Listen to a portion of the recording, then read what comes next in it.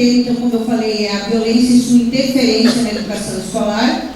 Hoje nós vamos iniciar, então, com o professor Eduardo Nunes Giacondino. Ele possui graduação em Ciências Sociais, Sociologia e Ciência Política pela Universidade Federal de Pelotas, mestrado em Educação pela Universidade Federal de Santa Maria, doutorado em Sociologia pela Universidade Federal do Rio Grande do Sul. Desde 2002 é professor titular da Universidade Estadual do Oeste do Paraná, UniOeste. Tem experiência docente na área de Sociologia, Sociologia da Educação e Ciência Política. Foi membro fundador do Grupo de Pesquisa Educação e Sociedade, GEDUS da UniOeste, tendo participado do mesmo de 2013 a 2015. É membro colaborador externo do Grupo de Pesquisa Violência e Cidadania da Universidade Federal do Rio Grande do Sul. Foi assessor especial da Direção-Geral do Campus de Francisco Beltrão de Oeste no ano de 2004, assessor de avaliação institucional da reitoria da UniOeste nos anos 2005 e 2008, tendo contribuído para a elaboração do primeiro PDI, Plano Institucional, desta universidade, e o PPI, Projeto Político Pedagógico Institucional.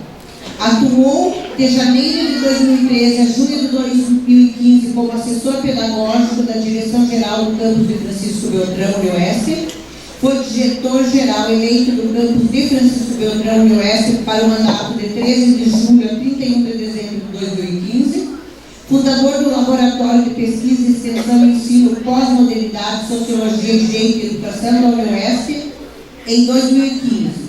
E é um grande colaborador do Colégio Estadual Mário de Andrade, hoje nosso palestrante. O tema da palestra é a violência simbólica que sofrem os docentes e a violência contra as instituições sociais tradicionais, dentre elas as escolas. Com vocês, então, professor Eduardo.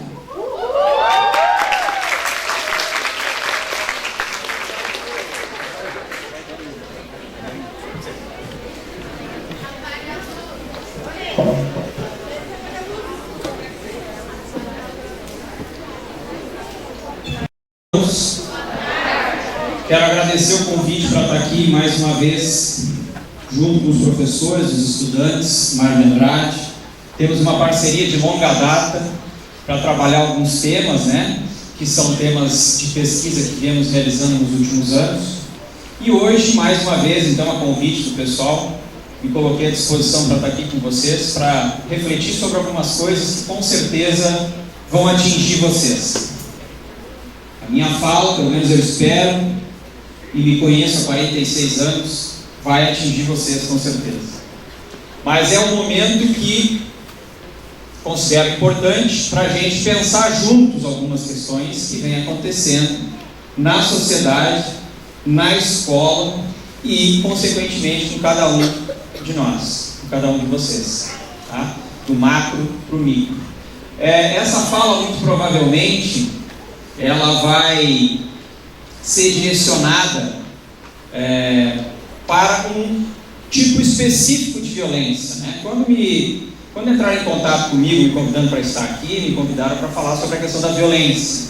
Só que existem inúmeras questões por meio das quais a gente pode interpretar a violência. No ano de 2014, mais precisamente, nós estivemos juntos fazendo um evento sobre violência, também com o Mário de Andrade. Eu estive à frente naquele momento, um grupo inclusive de alunos, estudantes do Mário. Muito interessante o trabalho que foi feito por essa piazada junto com a gente nesse sentido. De novo, volta o tema, não é à toa. Se voltou é porque é um tema candente, um tema importante e infelizmente presente ainda no século XXI, na nossa realidade, no nosso dia a dia. Após a minha fala, nós teremos um período aí para questionamentos. E há um outro grupo aqui da UniOeste, do NEDIGE, que faz um trabalho muito importante também a respeito dessa questão da violência e desenvolve pesquisas e trabalhos, inclusive de extensão, que são trabalhos importantes que ajudam as instituições e as pessoas que sofrem violência, então, a ter o espaço, a liberdade, o direito de se manifestar, de procurar um recurso, de procurar uma ajuda. Eu creio que essa tarde de hoje vai se encerrar então com essa importante participação do NEDIGE porque vai retratar uma questão mais pragmática, uma questão mais pontual, inclusive do ponto de vista do diagnóstico da violência. A minha fala é a fala de um sociólogo. A minha fala vai ser uma fala mais geral e ela vai retratar um aspecto. Eu selecionei um aspecto da violência para retratar na fala de hoje, que é a violência contra o professor e a violência contra as instituições de ensino. Óbvio que eu poderia aqui retratar outras questões relacionadas à violência, porque você sabe que quando a gente fala de violência, a gente tem que falar de violências no plural, porque são inúmeras as formas de violência. Só que nos últimos anos, talvez até pelo politicamente correto que a gente vive, eu diria até a ditadura do politicamente correto, o normal tem sido a gente retratar a violência que sofre o aluno na escola. E essa, obviamente, não pode deixar de ser levada em consideração. Mas a minha fala não vai no sentido do politicamente correto. A minha fala vai no sentido de tentar fazer com que a gente pense uma outra face da violência que está muito presente, que é aquela que é endereçada contra o professor e contra as instituições, diria, tradicionais, dentre elas a escola. Até porque a gente parte do pressuposto hoje de que tudo que é tradicional é podre, não é bom, né? Então a fala vai ser nesse sentido, muito direcionada aos alunos, sim, para vocês ajudarem a pensar com a gente a situação do professor, do profissional que está trabalhando com vocês aí, um profissional importante para a história de vida de vocês, que é um professor, pensar a relação que se estabelece com a escola, com a instituição, e obviamente que a gente faz isso do ponto de vista da sociologia por um olhar específico, né? Que eu também fiz uma escolha para fazer esse olhar, para consolidar esse olhar. É pensar o movimento da sociedade nos últimos anos, nas últimas décadas. E para isso eu me sirvo de um sociólogo que provavelmente muitos de vocês já ouviram falar, faleceu recentemente, chamado Zygmunt Bauman. O Bauman tem inúmeras obras traduzidas para o português já há muito tempo, então é uma leitura muito corrente, digamos assim. Desde o ensino médio, inclusive, muita gente já tem contato com o Bauman, né? Modernidade líquida, amor líquido, o mal-estar na pós-modernidade, modernidade e holocausto, e uma série de outras obras desse sociólogo polonês, que criou uma analogia específica para mostrar a mudança pela qual a gente passa nos últimos anos, ou tem passado nos últimos anos.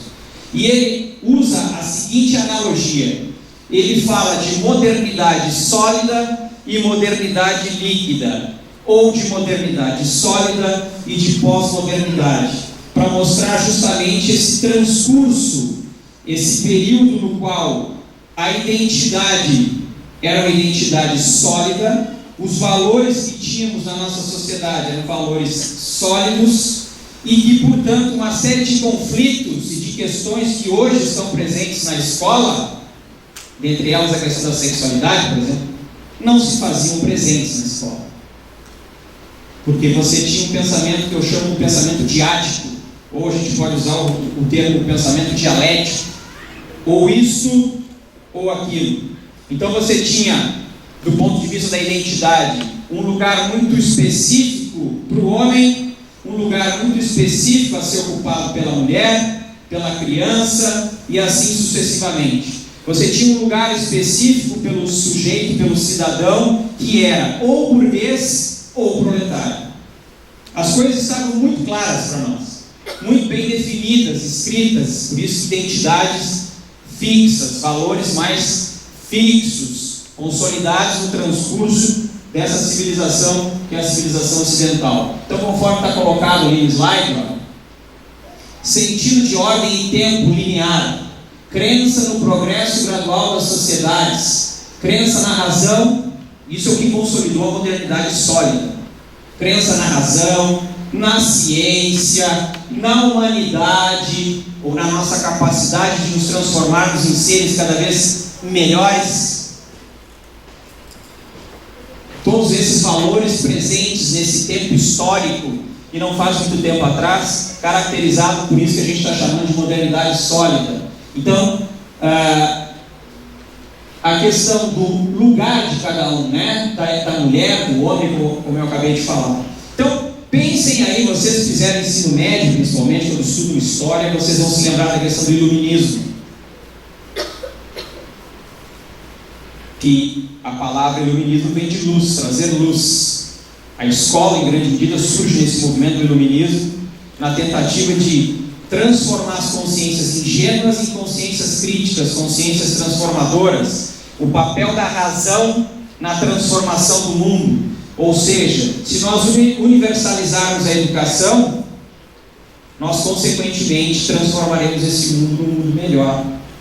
Pessoas estudadas, como se diz no senso comum, são pessoas melhores, porque são aquelas que superam a ignorância, a falta de conhecimento, o senso comum, em direção ao conhecimento mais elaborado. São pessoas capazes de se colocar na sociedade, de participar ativamente da sociedade, do ponto de vista político, são cidadãos. Como diria Paulo Freire, a educação é um ato político. A modernidade sólida, que é aquela dos pais de vocês, da geração que corresponde muito provavelmente aos pais de vocês, com certeza aos avós de vocês, era uma geração que acreditava nisso. Tanto é que nessa época, se precisasse bater no filho ou no neto para endireitar o que estava se entortando, batia. E depois deitava a cabeça no travesseiro à noite e dormia sem peso na consciência. Hoje quem faz isso? É violência? Mudou. Com certeza mudou o conceito e muda a relação que nós estabelecemos uns com os outros. E ela mudou nessa perspectiva, então, de sair dessa modernidade sólida para uma pós-modernidade ou uma modernidade líquida, que é mais ou menos aquilo que tem nos atingido nos últimos 30 anos, e que a geração de vocês, as chamadas gerações XYZ, quiserem saber mais sobre isso, contratem o professor Eduardo Jacondino na Unimestre, falaremos sobre a geração XYZ. Azar! E o que está acontecendo com essa civilização, ou melhor, com essa geração? Também com a civilização, mas com essa geração. Fim da crença nas metanarrativas, na certeza e no fim do sonho do progresso. Fim do iluminismo. Nós não conseguimos mais acreditar nas grandes propostas de mudança, de evolução, de transformação social. Nós pensamos muito no hoje, no agora. Isso tem um porquê, né? Porque muitas das promessas que foram feitas não foram cumpridas. Falaram-se que se a gente desenvolvesse o bolo, desenvolvimento econômico, depois todo mundo teria acesso às riquezas. Eu diria para vocês que nunca tivemos tanta riqueza como no capitalismo. Apesar de muitos acharem que é o contrário, né? Nunca tivemos acesso à riqueza como no capitalismo, mas o sonho do progresso e da riqueza atingindo todos não se concretizou. É só pensarmos na África, por exemplo, né? Mudanças comportamentais, então, que vem também consolidar essa mudança, que vem lá da década de 60, década de 70, por isso que eu falo dos pais de vocês. Essas últimas décadas do século XX, elas trazem uma série de mudanças comportamentais, culturais muito significativas e dão cara para aquilo que o Bauman vai chamar de pós-modernidade líquida ou modernidade líquida. Uma dessas mudanças tem a ver necessariamente, especificamente, com a emancipação feminina. A pílula contraceptiva. A partir do momento em que as mulheres passam a ter domínio sobre o seu corpo e sobre o seu prazer. Eu usufruo do prazer sem necessariamente ter que arcar com a dor depois. Estou falando da dor do parto aqui, né? Isso muda. Entrada da mulher no mercado de trabalho, outro elemento fundamental da década de 60 e 70 do século passado. Se tínhamos então uma verticalidade, ou seja, o predomínio do homem, aquilo que a gente chama de sociedade patriarcal, centrada na figura masculina, porque era o homem que sustentava a casa, era o homem que ia para a esfera pública, a mulher ficava na esfera privada cuidando da casa, não tinha acesso ao trabalho remunerado e por isso era obrigada muitas vezes a se submeter a uma relação, inclusive violenta, a vida toda. Então não estou dizendo que tudo que vinha do passado são flores, né? Vou deixar claro isso. Mas o fato é que então, se antes tínhamos essa identidade fixa, quem é o homem? Aquele que sustenta o lar. Quem é a mulher? Aquela que cuida dos filhos. Existiam identidades fixas, lugares para cada um. Esfera pública para um, esfera privada para o outro. quem detinha a última palavra dentro da residência? O homem. Inclusive se utilizando da violência, vamos dizer assim, que na época não era considerado violência. Acabei de falar que bater, inclusive a escola durante muito tempo se utilizou da palmatória. Ora, se a escola se utilizava da palmatória, obviamente é porque não considerava isso um ato violento. Considerava um ato necessário, disciplinador, fundamental para endireitar quem está se entortando. Não é à toa que os livros de didática que vinham explicando a palmatória traziam sempre uma fotografia que era mais ou menos a de um arbusto ou de uma árvore que estava crescendo torta, e que então você amarrava o aluno ali, inclusive, e puxava, aquele elástico com a intenção de mostrar que tanto aquela árvore como aquele aluno tinha que ficar ereto, endireitado e não torto. Era visto como algo necessário, não como violência. Essas mudanças que a década de 60 e 70 vão trazendo, então, muito importante a questão da emancipação feminina, porque traz consigo uma mudança fundamental nessa verticalidade que tínhamos das relações sociais. Verticalidade, estou falando aqui do predomínio do homem. Sociedade androcêntrica, como vai falar o Bourdieu. A sociedade continua androcêntrica, mas não dá para negar que as mulheres têm galgado espaços cada vez maiores. E a mulher, ao mudar o seu comportamento, faz com que o homem repense a sua própria identidade. Isso é outra palestra.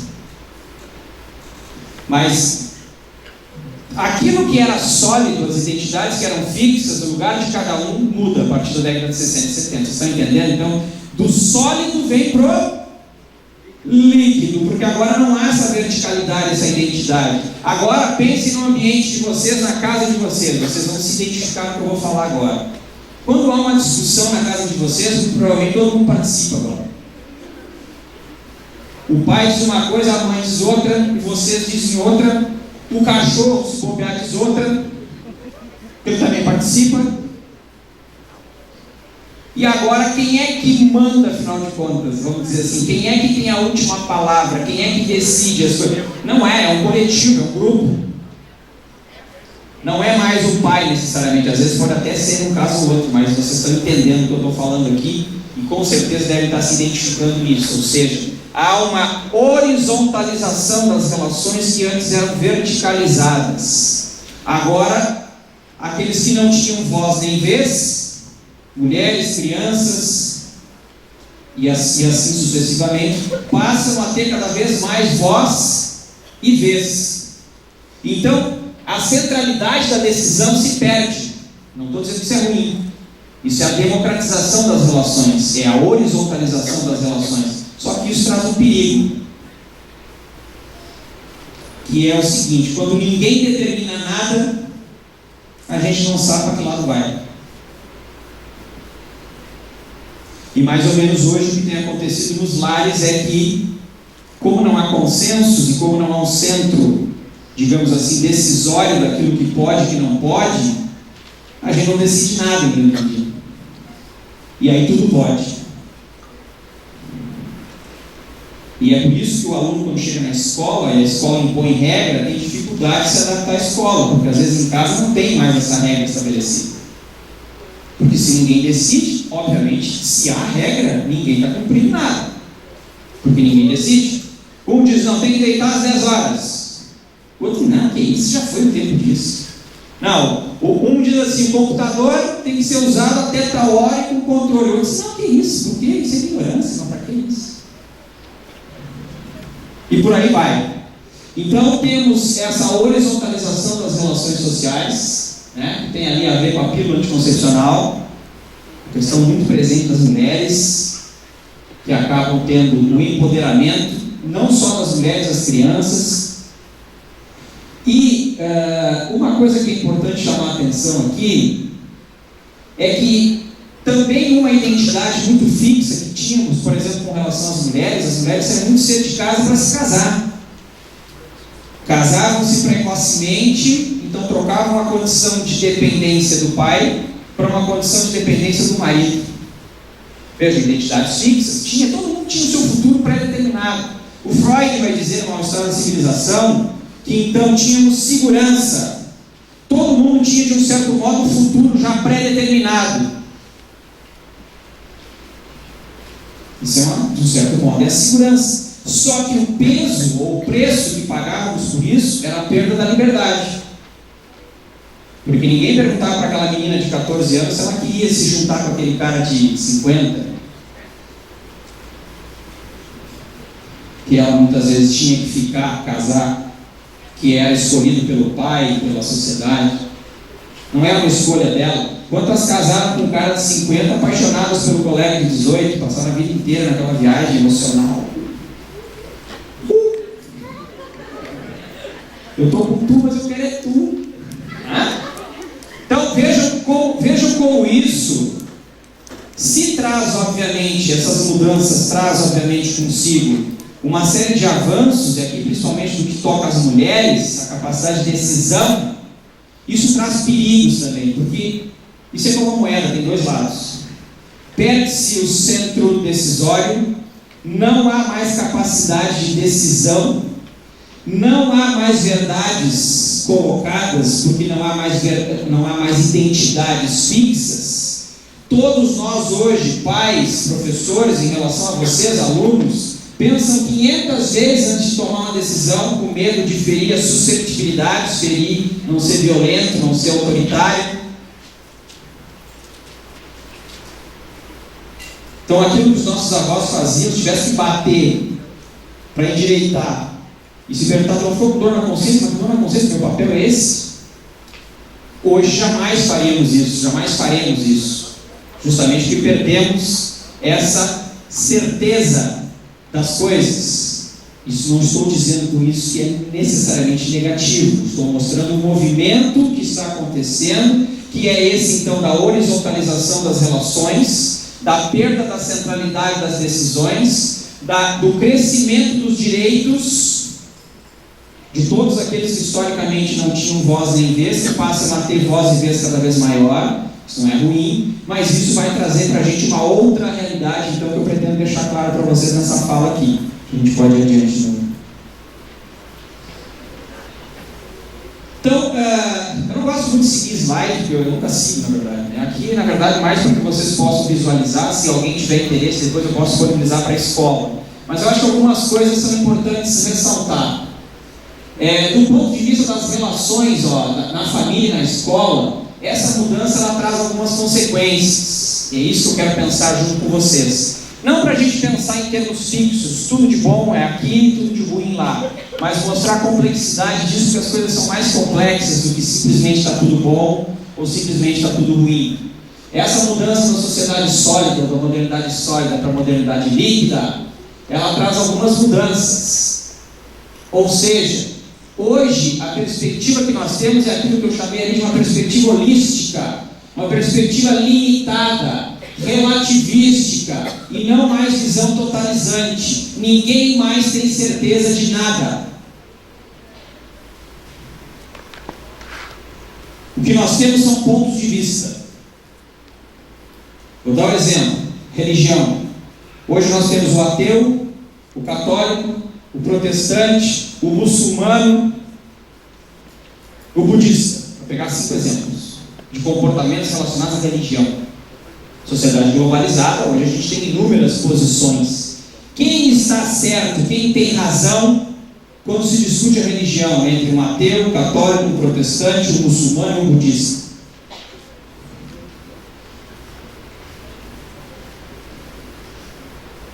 Provavelmente a gente vai chegar à conclusão nessa roda de discussão que cada um tem a sua visão, cada um tem o seu ponto de vista, e todo ponto de vista é a vista de um ponto, e deu. Então, por isso que hoje a realidade é relativística. Nós temos sempre relações e visões que não são mais visões totalizantes das coisas, são visões fragmentadas das coisas, são visões relativísticas em relação às coisas. Outro elemento, a perspectiva multicultural. Vivemos cada vez mais, por conta da globalização, que não é só econômica, obviamente, é uma globalização cultural, uma sociedade multicultural, multiétnica, como a gente diz, que cabe todas as diferenças, cada vez mais as diferenças. seja do ponto de vista étnico-racial, seja do ponto de vista da sexualidade, seja do ponto de vista político e assim sucessivamente. Embora isso talvez não seja uma verdade tão grande assim, né? Eu acho que ainda continuamos em grande medida presos às nossas verdades. Ano eleitoral prova muito bem isso. Coxinhas contra petralhas, cada qual se considerando dono da verdade e o outro inimigo da democracia e da verdade. Mas enfim, independente disso, o fato é que a sociedade é cada vez mais multi. Esse multi significa agregar cada vez mais coisas, mas significa ao mesmo tempo que nós não temos mais nenhum elemento em comum, ou nós temos cada vez menos possibilidade de ter certezas sobre as coisas, né? Então, desse modo, diferentes perspectivas passam a vigorar nesse momento. Não há centralidade ou verdades prontas, daí a importância da ética. Nunca se falou tanto em ética na sociedade que a gente vive, justamente porque a ética é o quê? São os princípios que norteiam a atuação de cada um, é a escolha que cada um faz. Vou dar um exemplo. Provavelmente as avós de vocês, as mães de vocês, que nasceram naquela modernidade sólida, eram educadas para casar em vida muito mais do que para trabalhar. Provavelmente algumas delas foram casadas durante algumas décadas e foram infelizes. Certa feita participei de uma reunião de família para comemorar o casamento de 50 anos. Bodas de ouro, né?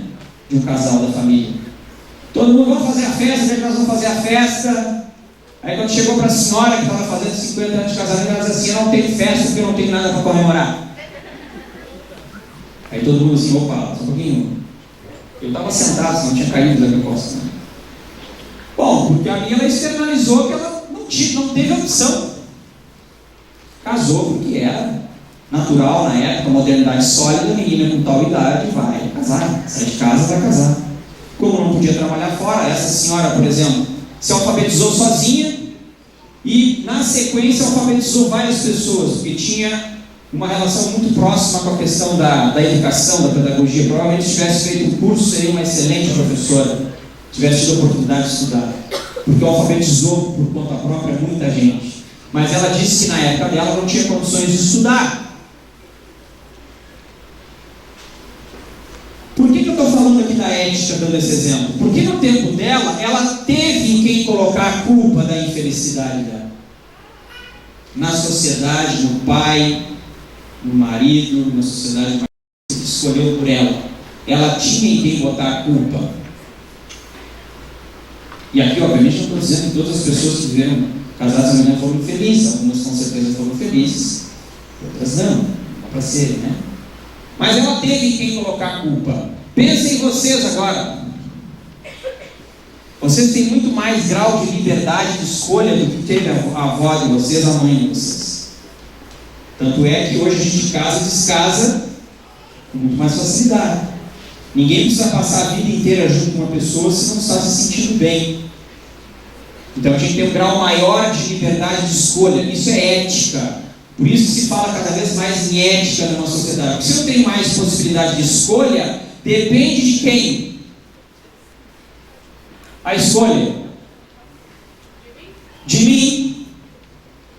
Então não dá para ficar botando a culpa nos outros. Porque normalmente quando as coisas não dão certo, a gente coloca a culpa no mundo. O mundo conspirou. O mundo. Se temos mais liberdade, claro que essa liberdade é sempre regulada, mas essa liberdade, de um certo modo, então, ela depende de mim, das minhas escolhas. E isso faz com que eu tenha que arcar com as consequências das minhas escolhas. E esse é um elemento que está nos faltando. Porque nós temos mais liberdade, mas continuamos colocando a culpa no mundo, né? Colocando a culpa nas instituições, no governo e assim sucessivamente. Mas essa é uma dimensão, então, para a gente pensar. Aqui, então, nessa nova sociedade da modernidade líquida, cada vez mais a gente tem mais poder, claro que sempre limitado, mas o indivíduo passa a ter mais representatividade. Vou dar um exemplo para vocês. Toda escola hoje precisa ter um tradutor de Libras, tem que ter um psicopedagogo, tem que ter um pedagogo, tem que ter um aparato todo de profissionais para dar conta de atender as necessidades de vocês, os alunos, principalmente do ponto de vista psicológico. O que significa que o indivíduo tem cada vez mais espaço e poder nessa sociedade. E a sociedade, diferente do que acontecia antes, na modernidade sólida, que era assim: você entrava na escola, vire-se, adeque-se à escola. Esse negócio de bullying nem existia essa palavra. Nós resolvíamos no cacete isso aí mesmo, tempo atrás.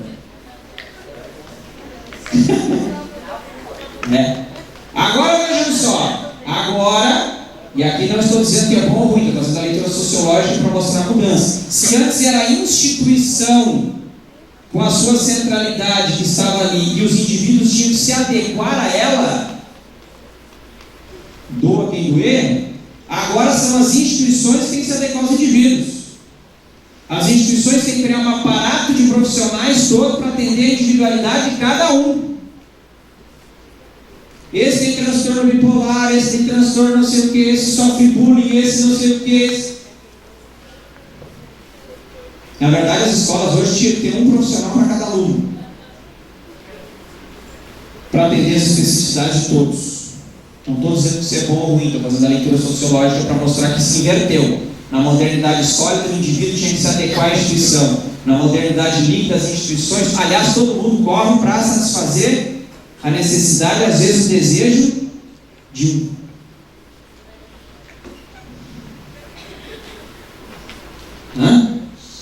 Então, desse modo, há uma inversão na perspectiva, nos papéis a serem desempenhados por pais e mães, professores, pela própria polícia, etc. Ou seja, não é mais o sujeito que tem que se adequar à sociedade, é a sociedade que tem que se adequar ao sujeito. Não é o sujeito que tem que se adequar à escola, não é o aluno que tem que se adequar à escola, é a escola que tem que se adequar ao aluno. Porque afinal de contas, a escola tradicional sempre foi uma escola elitista, uma escola branca, uma escola burguesa, uma escola que não estava preparada para receber todo mundo, então hoje ela tem que necessariamente se adequar para receber o diferente. Correto? Isso significa dizer, então, que é o indivíduo ou o grupo pequeno que passa a ter cada vez mais poder nesse sentido. Isso torna a escola um ambiente cada vez mais complexo. E diria para vocês um ambiente que nós nunca estamos satisfeitos com as escolhas ou com os resultados que a gente obtém. Esse é o risco. Podemos ir adiante? Questão da família.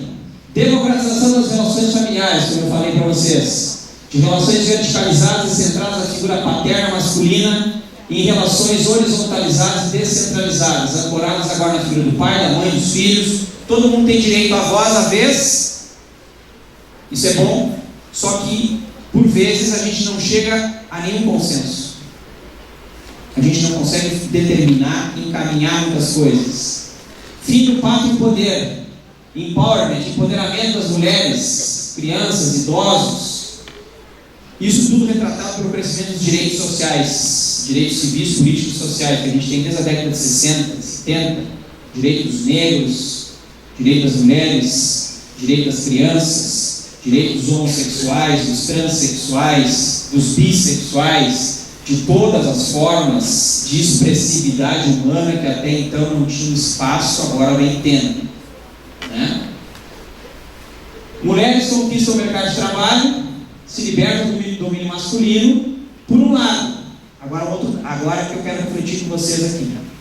Por um lado, as mulheres se libertam dessa dependência. Isso aqui, inequivocamente, é bom. Só que tem um outro lado da moeda. Grande parte das mães, principalmente, se sentem culpadas por estarem distantes dos filhos.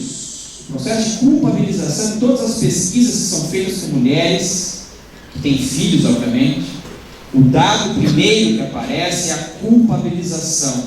Elas sentem, pelo fato de estarem trabalhando, que elas não acompanham a educação dos filhos, se sentem culpadas, em grande medida, né? Que leva muitas delas a agir de forma infantilizada em relação aos filhos, super protegendo-os ou comprando. Estou com a minha consciência pesada, vou comprar um iPhone mais legalzinho para o meu filho. Estou com a minha consciência pesada, vou dar um negocinho lá que ele quer, porque assim eu vou me sentir um pouquinho melhor. Estou me sentindo culpado, então eu vou deixar ir na festinha lá, que afinal de contas, como mãe, no fundo, eu não concordo muito, que é muito legal, mas eu vou deixar, porque que tipo de mãe sou eu? Que além de não estar acompanhando, eu impeço ela de ser feliz nos lugares que ela quer. Show de bola. Sou uma mãe legal. Aliás, hoje a filosofia é que mãe é amiga da filha, pai é amigo do filho. Porque esse negócio de ser pai e mãe dizer não, isso é um negócio que está fora de moda, assim, é um negócio muito complicado. A gente quer ser amigo dos filhos, né? A gente quer acompanhá-los. Inclusive, alguns são mais, talvez, adolescentes do que os próprios filhos adolescentes. Estão tão infantilizados, de um certo modo, que parece que já nem sabe mais quem é mãe e quem é filho, às vezes. Claro que são casos de exceção. Mas estou mostrando a mudança para vocês aqui. Está acontecendo, né? Então, mudanças, né? Antes, a relação de responsabilização e sacrifício pessoal em relação aos filhos, por parte dos pais, que vinha por vezes acompanhado por atitudes tidas hoje em dia, mas não naquela época pela violência. Você vai fazer o que eu estou te mandando. Era assim que os nossos pais diziam. Eu sei o que é melhor para você, eu estou te mandando, tu vai fazer. Hoje tem-se o cuidado, o amor sensível, psicologizado pelos filhos, não o amor funcional diretivo. Então ampliou-se uma certa sensibilização em relação a essa relação que se estabelece entre pais e filhos, em que muitas vezes os pais perdem o sentido do direcionamento. Eles não direcionam mais, porque eles têm medo de ser autoritários nesse direcionamento. Eu quero ser amigo do meu filho. Vou conversar com ele, nós vamos chegar a um consenso, nós vamos chegar... Pai que é pai não tem consenso às vezes, determine e pronto.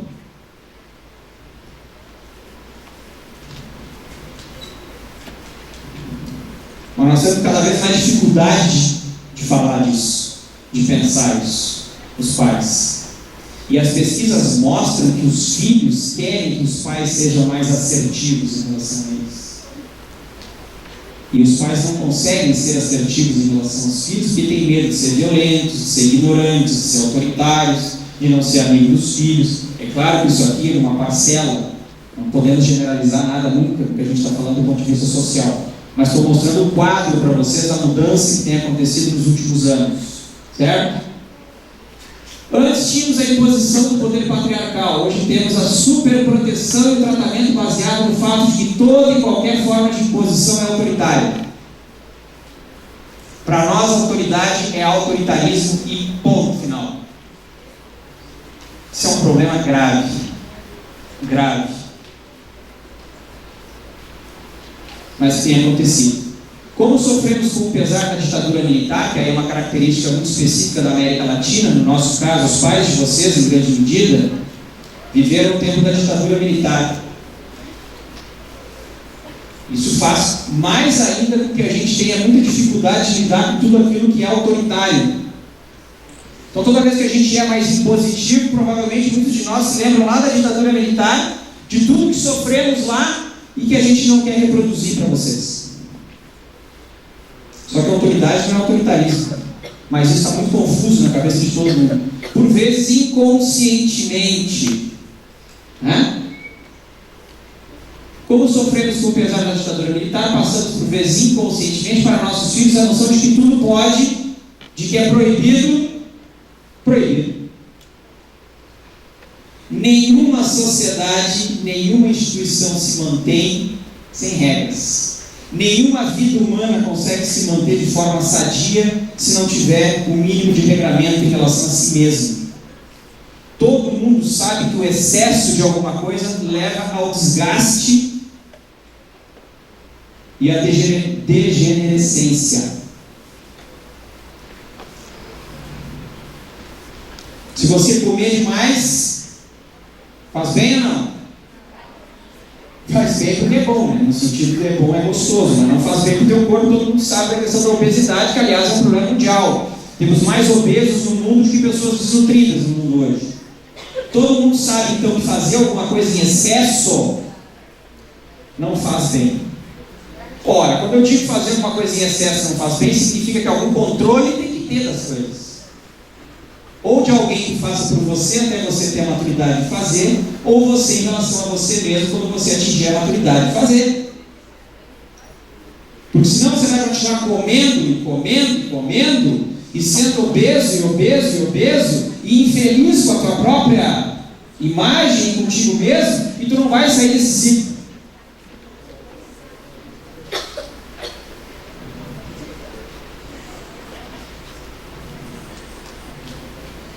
Isso pode ser usado para qualquer coisa, né? A bebidinha, por exemplo, alcoólica, quem não gosta de tomar um traguinho de vez em quando, né? Para espantar os problemas da vida, né?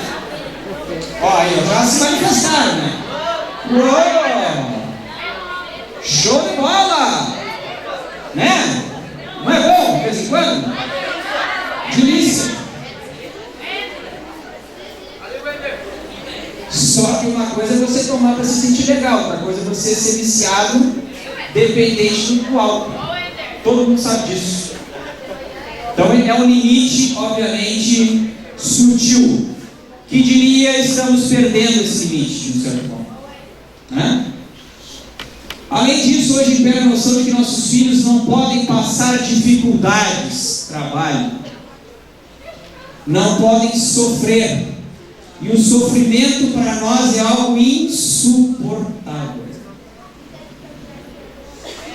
É uma outra concepção que está presente na sociedade hoje, extremamente equivocada, que faz com que a gente lide muitas vezes com nossos filhos como se eles fossem vítimas de tudo. E nós temos que protegê-los então do mundo, do sofrimento e assim sucessivamente. Com isso nós não estamos ajudando esse sujeito a se transformar num sujeito que possa encarar a vida como ela é. Difícil. Né?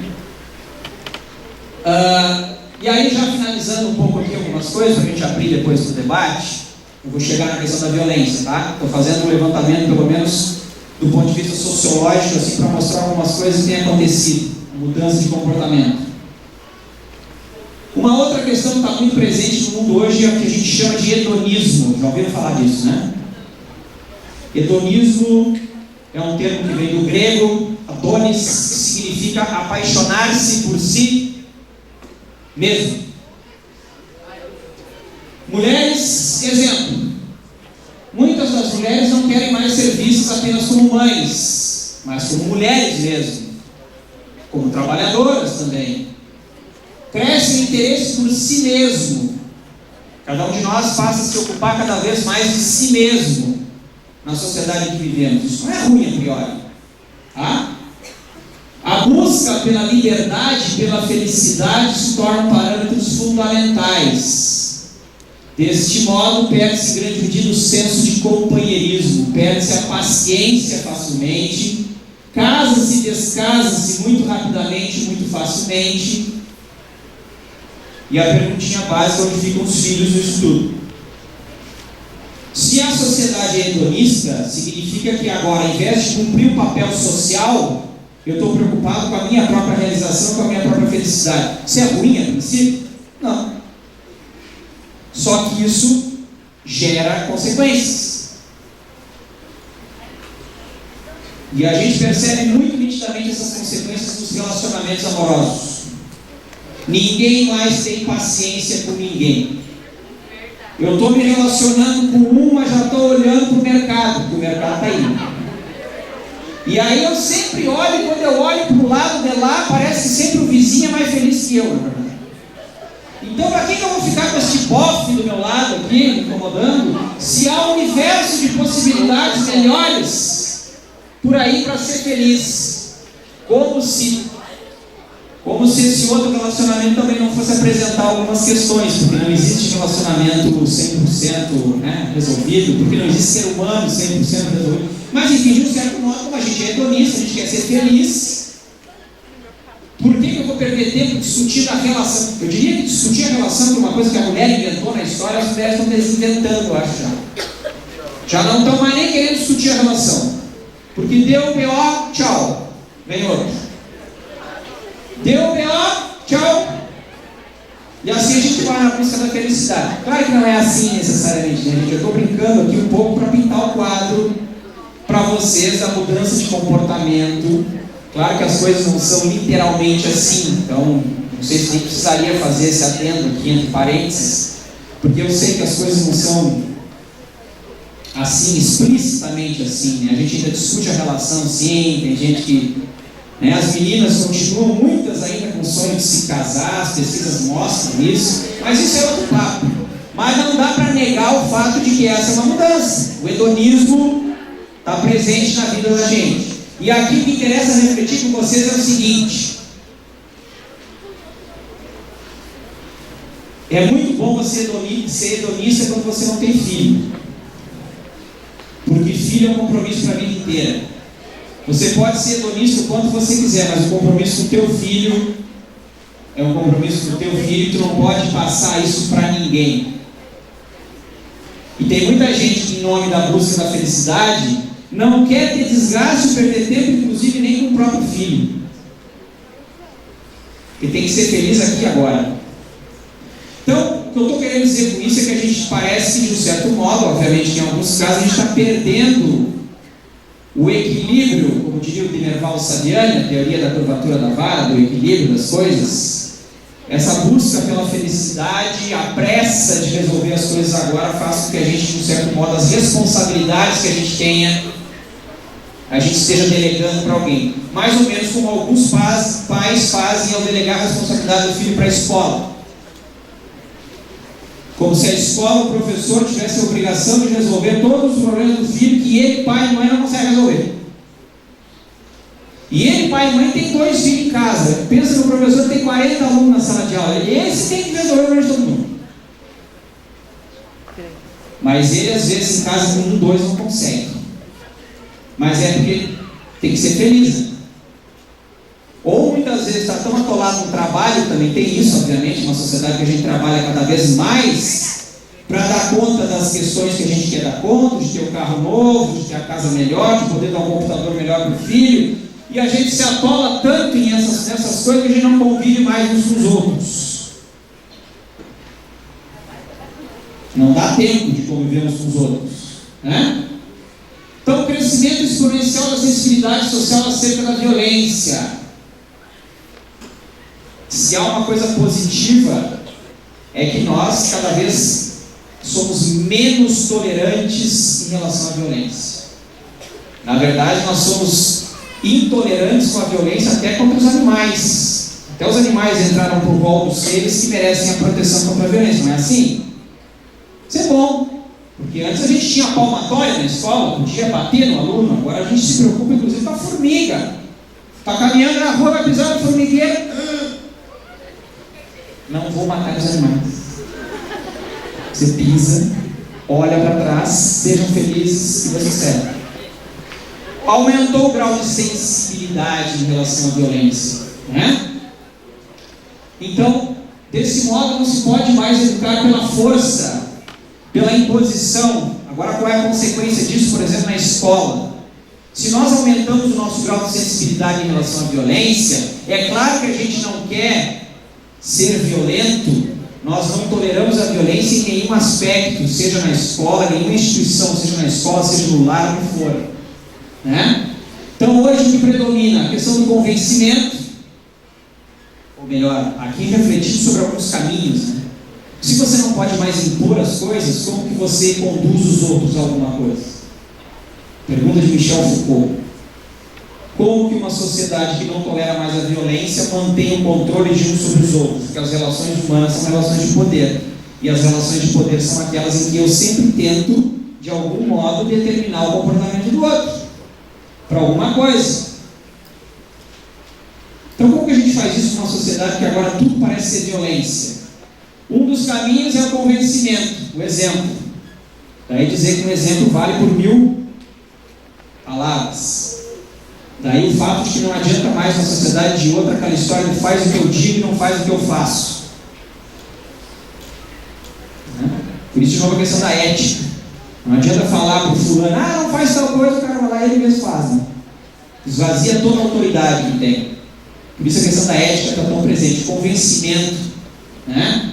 Diálogo, que não precisa ser por um lado impositivo, mas também não precisa ser por outro lado embasado no medo e na submissão. A grande questão do diálogo, da capacidade de dialogarmos, de chegarmos a consensos, de não mais alguém como o pai, por exemplo, vir e impor alguma coisa, escutar o filho, ouvir o filho, a mãe está na conversa também, todo mundo dialoga, tentar chegar a uma conclusão. Talvez o caminho mais interessante, mas o caminho difícil, porque numa sociedade hedonista em que ninguém ouve ninguém, como é que a gente vai dialogar? Você pode se esvalepar falando o que você está falando, a pessoa só vai ouvir a si mesma. Então não adianta esse mimimi de diálogo. Temos que dialogar na sociedade do diálogo, na sociedade democrática. Sim, meu querido, beleza, ótimo, ótimo. Só que uma sociedade em que ninguém escuta ninguém, como que a gente dialoga? Qual é o pragmático do dialogar numa sociedade assim? Para haver diálogo tem que haver um mínimo de humildade. O que não significa que eu tenho que abandonar as minhas ideias, mas eu preciso ter um mínimo de humildade e ouvir o outro. Senão eu vou dialogar com o quê, afinal de contas? Com quem? Qual é o objetivo do diálogo? Se eu já tenho as minhas verdades prontas, ele pode falar o que ele quiser, eu jamais vou mudar, porque eu sou dono da verdade. Não tem diálogo nenhum. Não faz de conta, na verdade, né? E a questão do conhecimento de si, né? Eu acho que essa é uma questão importante. Eu acho que, em grande medida, todas essas mudanças que vêm acontecendo, e tenho certeza que os pais de vocês estão sofrendo, de um certo modo, para tentar acompanhar.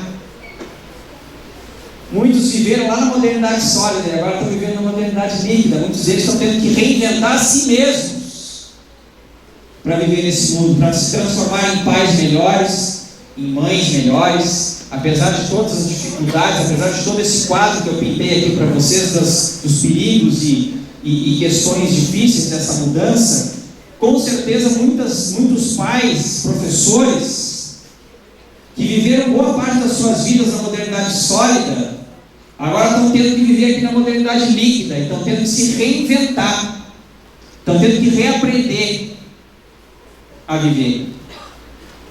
Vejam que isso é um esforço necessário, significativo, difícil muitas vezes de se fazer, né? Porque você viveu uma boa parte da sua vida num paradigma e de repente você tem que mudar esse paradigma, é difícil. Então, assim como vocês enfrentam dificuldades de entender os pais de vocês, com certeza eles enfrentam dificuldades de entender vocês. Mas uma coisa positiva que tem acontecido, me parece, é que está havendo um movimento para a gente tentar se aproximar, pais e filhos. Às vezes não dá por conta do excesso de trabalho, às vezes não dá por conta do excesso de hedonismo, que quer ser feliz, mas existe, obviamente, aqueles todos que fazem esse movimento e que tentam, né, realizar esse processo. Pode me passar. Então, aqui, para fechar, nós temos aí algumas repercussões na escola dessa mudança que eu estou tentando pintar o quadro para vocês aí, né? E uma dessas mudanças na escola é o que a gente chama da perda da centralidade do ato formativo. Antes a escola era o lugar de formação, agora é mais um. Você tem outros lugares ou outras formas de formação do sujeito, entre elas as próprias redes sociais, que inclusive em termos de tempo que cada um usa para elas, às vezes é muito maior do que o próprio tempo que fica na escola. Então a escola está dividindo o seu tempo com outras, ela não tem mais a centralidade formativa. Isso é um desafio dos professores, para a própria escola enquanto instituição. Crescimento do mundo psi, que faz degenerar as formas de autoridade. Isso é uma discussão que obviamente não é para fazer com vocês, é mais uma discussão para fazer com os professores de vocês, mas o fato é que quando eu falo aqui do mundo psi, eu estou falando do mundo psicológico, né? Nós temos um crescimento significativo nas últimas décadas do entendimento de que o sujeito é vítima dos processos sociais e que esse sujeito precisa ser atendido nas suas necessidades, dentre elas as necessidades psicológicas. Então, toda e qualquer forma de autoridade que bata de frente, muitas vezes, com o sujeito, é vista como violência, é vista como desnecessária e é vista como tendo que ser intermediada por um profissional psíquico. Não é à toa que os próprios psiquiatras estão cada vez mais nas escolas receituando remédios, tanto para os alunos como para os professores. Noção de tempo não faz mais sentido como fazia um tempo atrás. Na modernidade sólida você diz assim, estuda que você vai ser alguém na vida. Agora a gente não tem tempo, porque eu quero ser feliz agora, quero me realizar agora. Além do mais, a gente usa às vezes exemplos de pessoas que não estudaram e se deram bem na vida. Né? O pai fala para ti, estuda, se esforça que lá no fim tu vai ter a recompensa. Ah, mas o jogador de futebol X não estudou e ganha milhões. O líder do tráfico da favela não estudou e ganha milhões. Aliás, os nossos modelos de ascensão social, por vezes. Por que eu vou ter que estudar tanto para chegar lá se tem gente que faz coisa por bem medo de chegar lá, né? Tem tudo aquelas minas lá com ele. Agora que está novo, eu vou ter que estudar quando eu estiver velho, eu vou ter as minas, que é a mina que vai querer ficar comigo velho, depois de estudar a vida inteira. Não tem sentido isso, eu quero agora, para já. Quero ser feliz agora. Então a escola, como nasceu nessa perspectiva do futuro, se esforça para você ser alguém no futuro. Para as nossas novas gerações é cada vez mais difícil entender esse futuro, porque a gente pensa sempre no cotidiano, no agora, né? E a questão do esforço e da disciplina, que são comparados hoje à dor e ao sacrifício. Vou repetir, esforço e disciplina são comparados hoje à dor e ao sacrifício, que é um termo religioso, inclusive, né? Que não suportamos mais na sociedade pós-moderna ou da modernidade líquida. Então, de um certo modo, em grande medida os pais não querem que seus filhos sofram. E a disciplina é, de um certo modo, entendido como sofrimento. Teve que passar por reveses, muitas vezes entendido como sofrimento, e a gente faz de tudo para que o filho não passe por essas adversidades. Nós podemos passar por último aí sim. Você pode fazer um favor para mim de pegar minha eu só quero mostrar um livro para a galera aqui, que foi feito nos Estados Unidos, em um bairro pobre da Califórnia, em que o diretor da escola resolveu enfrentar o desafio de tentar superar o abandono que aquela escola passava, né? Os alunos abandonavam muito, não obtinham sucesso, era a escola de ensino médio, então, para a questão do vestibular e o ingresso na universidade, nos Estados Unidos é diferente a questão do ingresso. Foi feito um trabalho para tentar entender por que grande parte daqueles alunos não obtinha sucesso. Né? E esse trabalho acabou redundando num livro que foi traduzido para o português, que se chama Uma Questão de Caráter.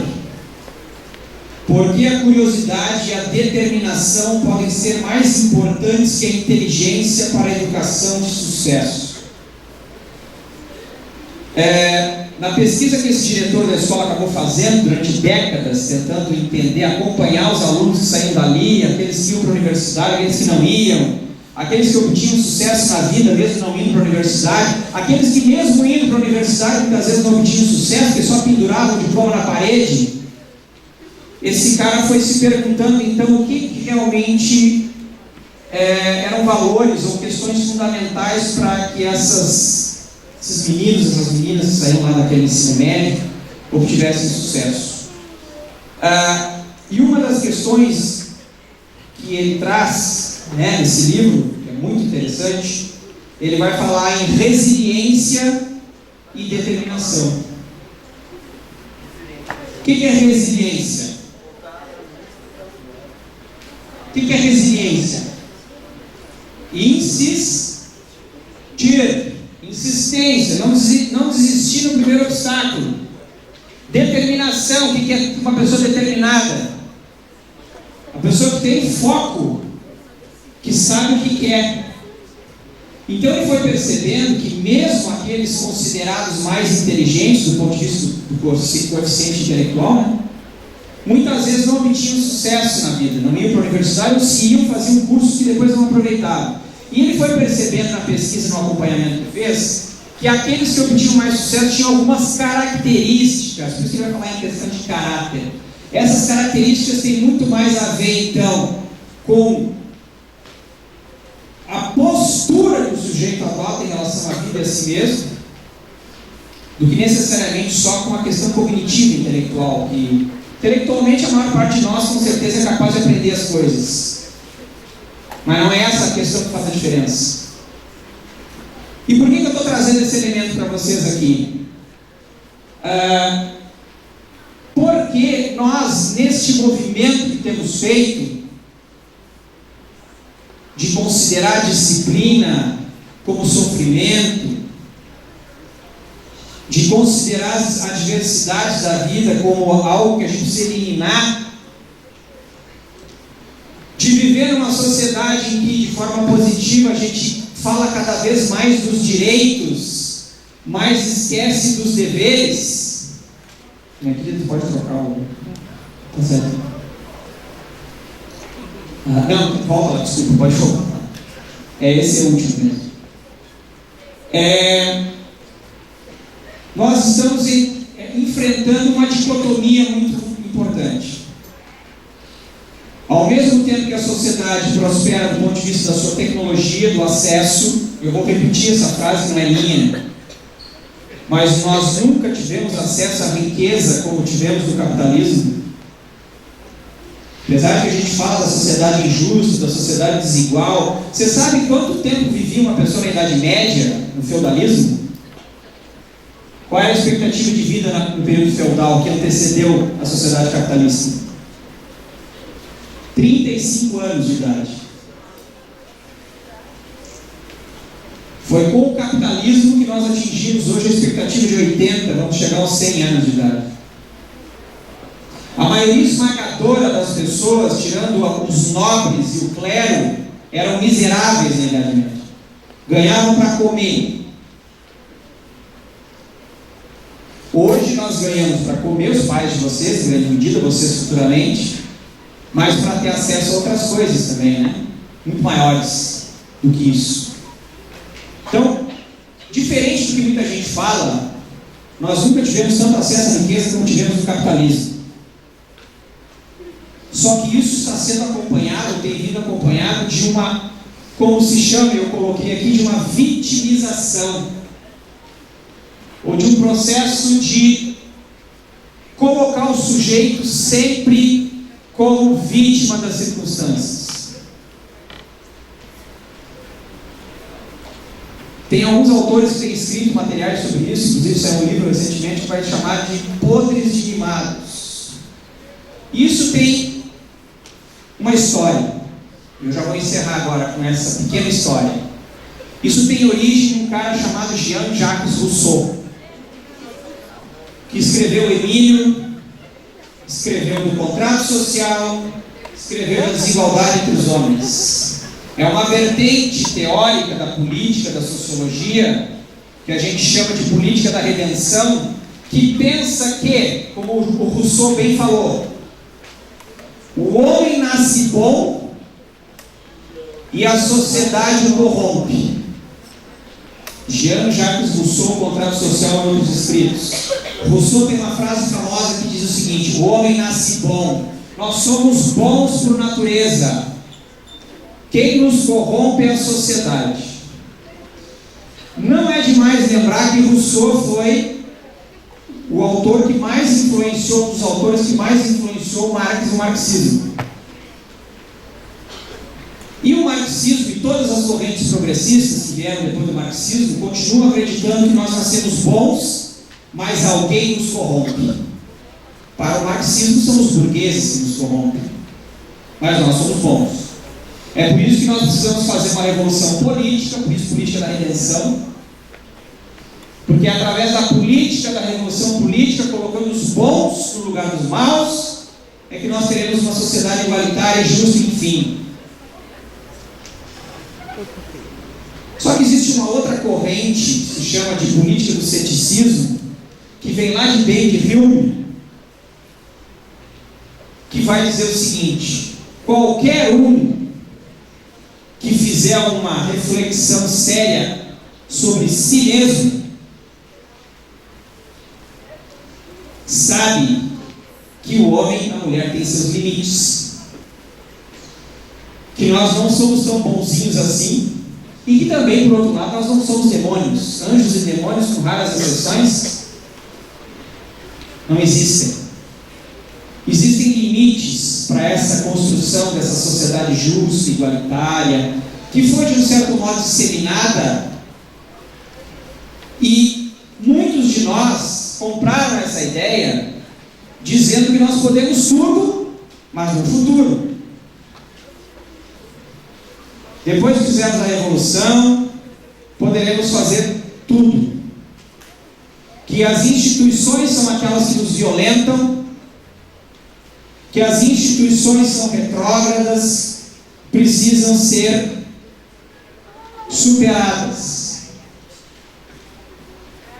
Este pensamento, de um certo modo, não nos ajuda a encarar a realidade da vida, porque faz com que nós sonhemos com algo que nunca, aliás, chega, porque está sempre no futuro, é utopia, e faz com que a gente não consiga lidar com a concretude da existência. Ou seja, instituições, obviamente, têm seus limites. Instituições, obviamente, precisam ser aperfeiçoadas, mas as instituições não necessariamente precisam ser abandonadas ou extinguidas. Vou dar um exemplo clássico: escola. A escola é uma instituição tradicional. Por isso ela precisa ser aperfeiçoada, sim. Precisa melhorar sua gestão, sim. Precisa melhorar suas práticas, sim. Precisa formar melhor seus professores, sim. Mas nós não precisamos necessariamente aniquilar a escola. E tenho certeza que eu vou dizer aqui para vocês agora: talvez a gente não elimine a escola fisicamente falando, embora exista a violência contra a escola. O apedrejamento da escola, pichações na escola são formas de destruir a escola. Mas o jeito mais hoje utilizado para desconstruir a escola é a insistente leitura que coloca a escola como desnecessária, como retrógrada, como algo que, de um certo modo, parece que nunca está aí para dar o retorno que a gente merece, que a gente precisa. Então nós desconstruímos a figura da escola, desconstruímos a figura do professor, e com isso a gente não ajuda em nada a melhorar essa instituição, que se precisa passar por um processo de gradativo de melhoria. Obviamente não é com essa desconstrução que a gente vai fazer isso. Então eu queria deixar claro aqui um recado para vocês. Eu disse nessa fala desde o início que ela não seria politicamente correta, porque talvez o politicamente correto seria falar para vocês durante uma hora aqui da violência, das formas de violência que existem, que a gente precisa combater, e é óbvio que sim, e o pessoal do NEDIT provavelmente vai fazer esse papel importantíssimo. Mas eu queria dar um recado para vocês, que uma violência que está acontecendo hoje, muito significativa, e que eu acho que cabe a vocês ajudar a dar um basta nela, ou pelo menos relativizar ela, é essa violência que a própria escola vem sofrendo. É essa violência que os professores vêm sofrendo.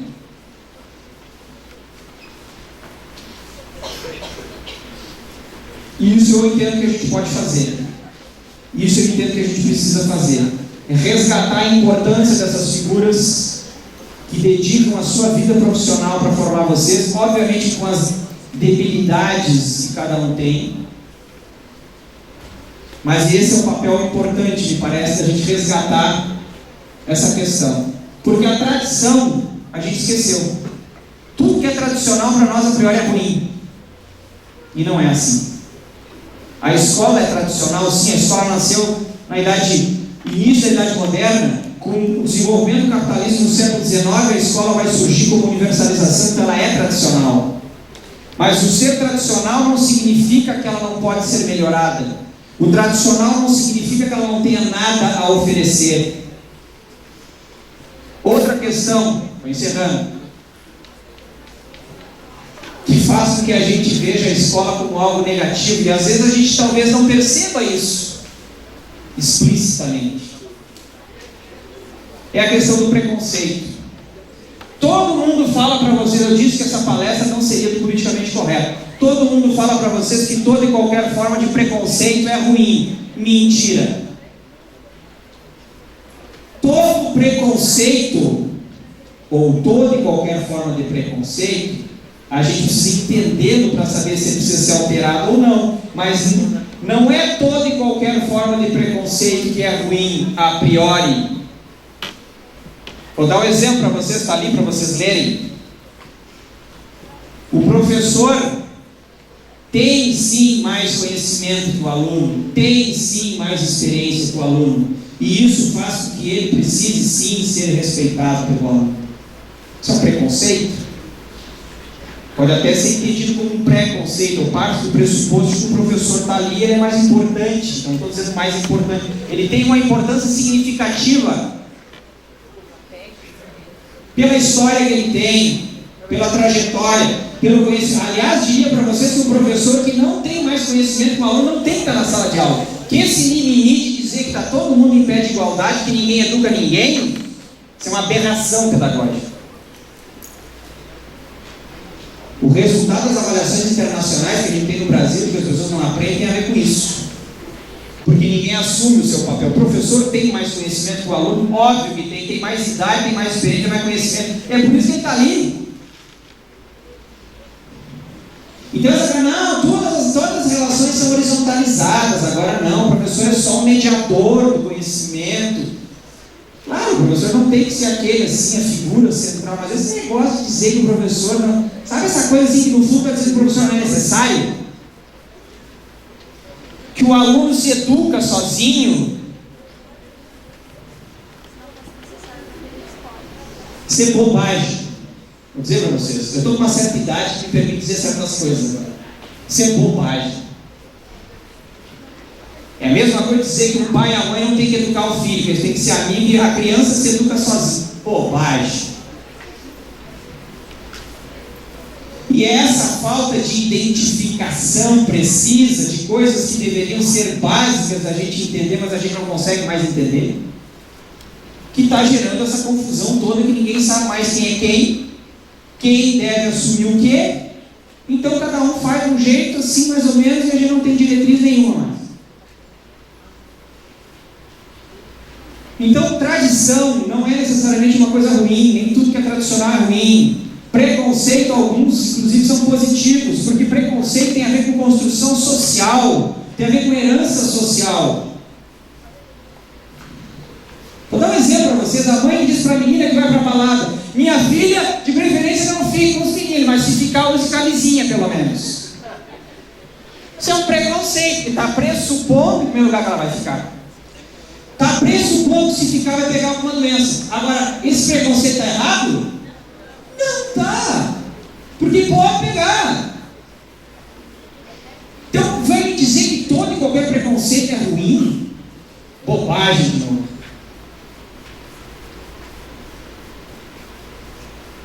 Tradição não é ruim necessariamente. Preconceito todo e qualquer não é ruim necessariamente. E encerro dizendo o seguinte: nós, de um certo modo, e aí a gente tem que se colocar, né? Vocês muitas vezes são vítimas talvez desse processo. Nós estamos construindo uma geração de mimados, uma geração que pensa nos direitos e que tem, mas que não pensa nos deveres. Nenhuma sociedade se mantém se não manter o equilíbrio entre direitos e deveres. Nenhuma pessoa se mantém saudável na sua própria existência se não manter consigo o mínimo de equilíbrio entre aquilo que pode, aquilo que deve e aquilo que precisa. Isso é óbvio que eu estou falando para vocês, mas por incrível que pareça, isso não é óbvio mais para nós. Então, aí assim, você deve, não, mas o pessoal do SEMA deve estar louco agora. O que eu fui chamar esse louco do Jacondino? Agora nós vamos falar de violência, de caracterizar a violência que está acontecendo contra o aluno, a violência sexual. Me vem um louco do Jacondino e leva a conversa para o outro lado, e agora não sei o que eu vou fazer. Então, assim, só para justificar um pouco as coisas, Eu disse para vocês no início que eu ia escolher um aspecto da violência para trabalhar, que é a violência contra os professores, contra as instituições, que é uma das formas de violência que está presente, mas que a gente não fala. E obviamente que com isso não estou descaracterizando a importância de lidar com as outras formas, né? Com certeza o pessoal do DEDIT, estou repetindo isso, inclusive de forma muito mais apropriada do que eu, pode auxiliar vocês a fazer isso. Mas então para encerrar mesmo, dizer que nos ajudem, vocês alunos, futuros professores, futuros pais, futuros profissionais, que um dia vocês estão aí, outro dia vocês estão aqui, né, do lado de cá. Aliás, vocês só estão aí para um dia chegar do lado de cá. Vocês não ficam aí a vida inteira. Que vocês talvez possam nos ajudar a repensar um pouco essas questões que parece que nas últimas décadas, nessa mudança da sociedade sólida para a sociedade líquida, elas estão crescendo. Obviamente algumas vêm no sentido de um avanço inequívoco, inclusive de ampliação de direitos, mas trazem consigo alguns riscos, que é onde a gente esquecer de coisas importantes, como por exemplo de deveres, que a gente também tem, não só com os outros, mas para a gente mesmo, né? Então, essa última frase que está colocada em vermelho, talvez o vermelho fique difícil para vocês lerem, mas só para... Essa coisa de dizer, eu faço o que eu quero e ninguém tem nada com isso, eu sou livre. Besteira.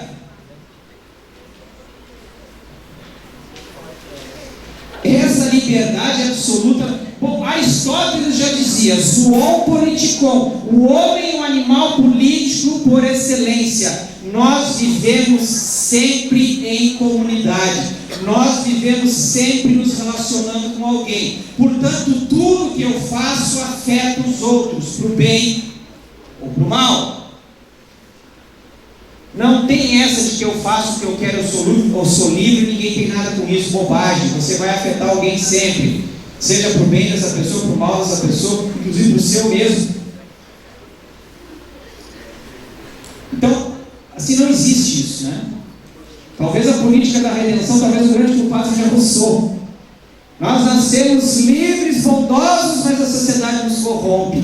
Como se nós fôssemos assim os coitadinhos que precisamos de direitos cada vez mais e que ninguém pode impedir o nosso avanço, o nosso desenvolvimento, colocando empecilhos. Na verdade, ninguém se forma se não houver essas questões básicas de regras, de valores. É isso que forma o ser humano, como Freud já muito bem dizia. Nenhuma civilização se forma se não houver o mínimo de controle dos impulsos, dos instintos.